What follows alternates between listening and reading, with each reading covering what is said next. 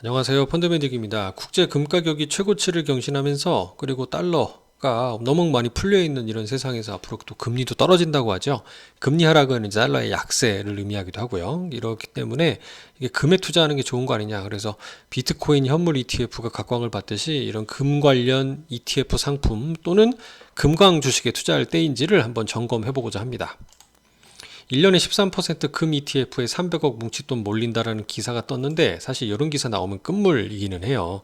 그리고 가격만 놓고 보더라도 굉장히 높은 수준은 맞는데 문제는 국제금 가격이 전고점을 이렇게 경신한 수준이긴 하거든요. 그러면 이제 뭔가 이 기술적 분석이라는 관점에서 보면은 새로운 추세가 좀 시작되는, 그러니까 매물대가 없어진 거니까 조금 새로운 추세가 시작된다라는 뜻일 수도 있어서 관련 리포트를 좀 찾아봤어요. 12월 달에 유진투자증권의 강송철 애널리스트님이 좀 좋은 리포트를 작성해 주신 게 있어서 좀 많은 공부가 됐습니다.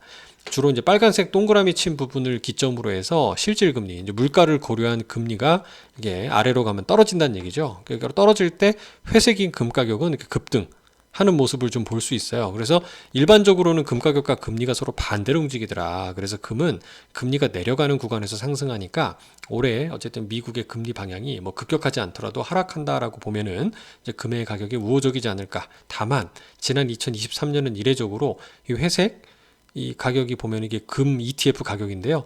이 금리가 이렇게 올랐음에도 가격이 떨어지는 게 아니라 올랐죠. 네, 그래서 이런 왜 그랬는지에 대한 이유가 여기 좀 리포트에 담겨 있었어요. 첫 번째는 지정학적 우려가 증가해서 러시아 우크라이나 전쟁이 나니까 미국 입장에서는 러시아가 보유하고 있는 달러 자산을 동결시켜 버린 거예요. 그렇다 보니까 이 신흥국들의 글로벌 중앙은행들이 달러 대신 금을 좀 매입하는 수요가 대폭 늘어났다. 그러면서 수요가 더 늘어나다 보니까 공급 대비 금 가격이 올라갔다라는 게 이제 최근에 이렇게 나타났다는 거죠.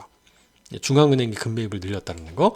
다른 수요처상으로 봤을 때는 여기 이제 파란색으로 표현하는 보석과 장신구 또는 지난 코로나 팬데믹 당시에 빨간색으로 표시된 투자 수요가 높아졌다라는 부분을 좀 주목해 볼 필요가 있어요. 그게 한 50% 가까이 되기 때문에 그렇거든요. 일단 보석하고 장신구 수요, 주로 중국이나 인도에서 금을 좋아하니까 이게 한 50% 내려고 가장 큰데 이게 구조적으로 늘어나기에는 과거 밴드를 보면 더 높아 보이진 않아요. 다만 이제 투자 목적으로 이렇게 잠깐 반등하는 경우들을 주목해 볼 필요가 있지 않을까 생각이 드는데 그럼 도대체 언제 금 투자가 늘어나냐라는 거죠. 일단은 이제 과거 미국이 이 양적 완화로 기축통화로서 달러 가치가 하락하는 것들 그리고 달러 지위가 약화되는 그런 우려감을 반영할 때는 금이 올라갈 수 있다. 더 간단히 얘기하면 너무 미국이 위기 때마다 돈을 풀어제끼는 양적 완화를 하니까 달러 가치는 장기적으로 낮아질 거야.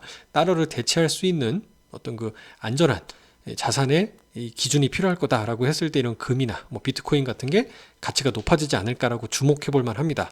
그래서 비트코인 현물 ETF에 관심도 많아지는 이유인 거죠. 그래서 이제 현재 인플레이션을 또 고려한 실질 기준으로 환산한 금 가격은 아까 절대 가격은 높았지만 아직은 또 낮은 수준이라 그래서 좀 더 올라갈 수 있는 여지도 있다라는 얘기도 여기 하고 있고요. 과거 경기 침체나 금리 하락 시기에는 채권도 상승을 하니까 채권은 이자라도 주잖아요. 근데 금은 이자 안 주잖아요. 그러니까 금 가격 자체는 이자 발생하는 게 없기 때문에 예전 워렌 버핏도 금 자체 투자는 별로 안 좋아했던 분이죠. 대신 그렇기 때문에 배당을 일부라도 주는 금광기업 주식에 주목을 해보자라고 얘기를 해보고 있는 겁니다. 그래서 미국 상장 ETF 중에서 GDX라고 하는 금 투자 ETF가 있는데 이 금광기업들로 구성되어 있는 게 연한사는 미국 기준 1.7% 정도 수준입니다. 뭐 환해지하고 뭐하고 빼면은 뭐 남는 건 사실 없어서 그렇긴 해도 그래도 달러로 이 정도의 그 배당을 주면서 투자할 수 있는 부분들은 좀 더 좋은 대안이 아니냐.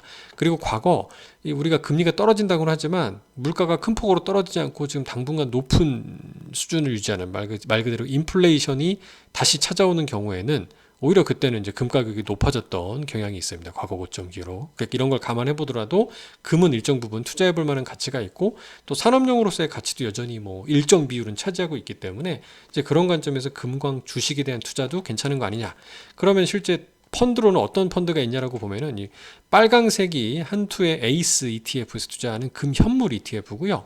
파랑색이 IBK 골드 마이닝, 그다음에 녹색이 하이 월드 골드. 이게 이제 블랙락 자산운용에서 운영하는 펀드에 재간접으로 투자하는 건데요. 아무래도 금 현물의 ETF 가격 움직임이 조금 더 안정적인 특징은 있습니다. 주식이 상대적으로 변동성이 좀 큰 축에 들어가니까 참고하시기 바라고 상품 이름은 다음과 같습니다. 우리은행 기준으로 찾다 보니까 이제 IBK와 하이 그리고 ETF는 에이스, KRX 금현물 ETF가 있습니다. 감사합니다.